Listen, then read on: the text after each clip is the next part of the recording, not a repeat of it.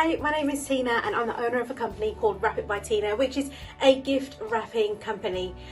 2020 has definitely been one of the craziest years of my life, but I have learned so much through it. I have connected with myself, I have worked on my mindset in ways I never thought I would before. So Wrap It by Tina started in 2015. It was a passion of mine. I love being creative and I have done so for as long as I can remember.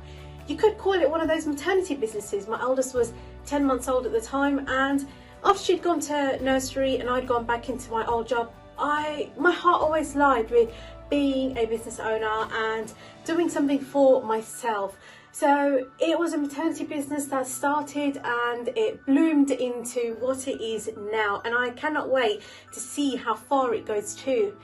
But along it I have learned so many things. The journey has not always been smooth. There's been highs, there's been lows. Shortly after I started the business, I really immersed myself into it, and unfortunately I had a miscarriage 6 weeks after starting it. Those next 2 years of my life were hell, and that is probably the best way to describe it. It was a roller coaster of emotions, and losing a baby was so difficult. I blamed my business for a very long time. I blamed myself for a very long time, and eventually, after a while, I had come to learn that it wasn't my fault, and it certainly wasn't my business's fault, and I really wanted to get back into being creative again. And it took a lot of work to actually reignite that flame, and having the experience, whilst it was such a horrendous thing to have happened, I have grown so much as a person, and I cannot wait to share with everybody some of the techniques that I use and some of the ways that I have grown, the things that I have learned. I cannot wait to share all of that with you. I did end up having another baby at the end of 2016. It was a crazy year, from having a loss at the start and then having a child at the end of the year. 2017 unfortunately saw me down with postnatal depression, and it was awful. At the end of 2017, my mind has completely done a 360. I was so optimistic, I couldn't wait to relaunch my business, and there were so many things that I had done to help me get to where I am today. Since then, I have done as much as I can to raise awareness on baby loss. It's such a taboo subject. Women deserve the support, and men deserve the support too. They get silenced a lot, and you know what, it doesn't need to be a taboo subject anymore. And so I've done a lot of work around raising awareness on baby loss as well. 2020 in particular was really hard because for people experiencing baby loss, they'd be doing it on their own. I really wanted to do something different to help them.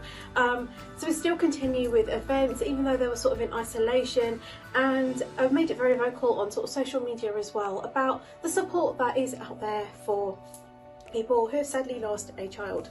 Some of the things that I have done this year, as well as connecting with the other awesome women on this group, who, by the way, we're all different, different walks of lives, different characters. We all have different skills, but the way we've all come together to make this, it's absolutely gelled into place, which is amazing.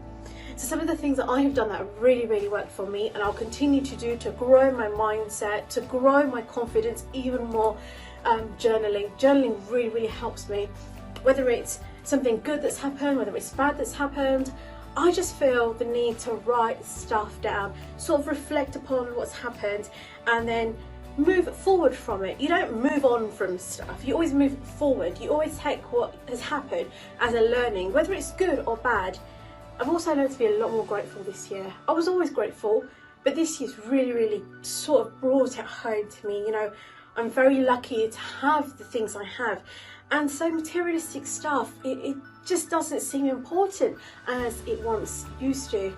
The things that I would want is good health and, you know, a happy home, a happy place, and that is exactly what I have worked on getting. So I am at peace with myself all the time. Another thing that I have also reignited love for is crystals. So this is just some of my small selection.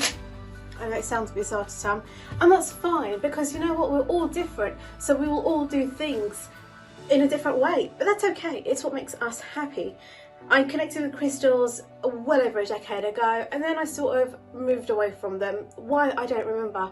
But now I have just found myself learning about them all over again, really connecting with them, connecting with sort of what I want to do, and really working on my mindset to achieve goals that I've put out in place. So I've already written my 2021 goals and I have already started work on them, but it doesn't feel like it's a daunting task because in my heart I know that that's what I want to do.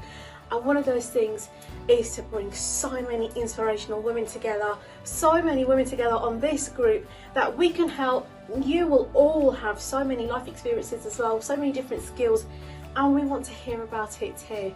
So I can't wait to connect with you even more, and I look forward to seeing you around on the group. Take care.